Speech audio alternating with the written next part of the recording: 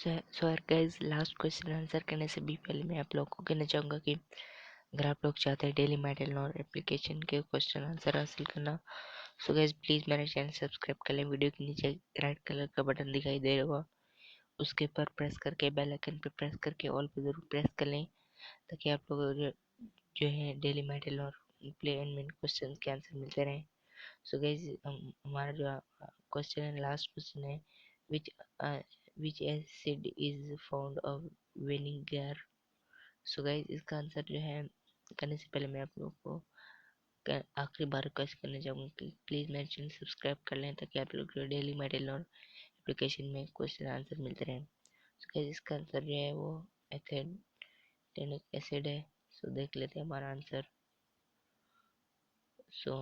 हमारा answer correct है wrong है। So guys, correct answer.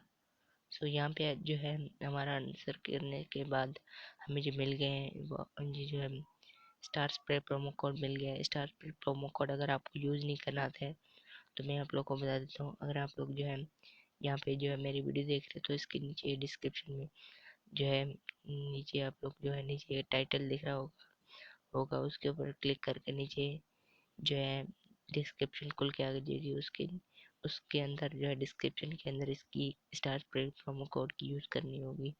कैसे यूज़ करते हैं वो आप लोग को पता चलेगा। सिंपल, आपको यहाँ पे इसके ऊपर टैप कर लेना है और जो है वो वीडियो देख लेनी है आप लोगों ने।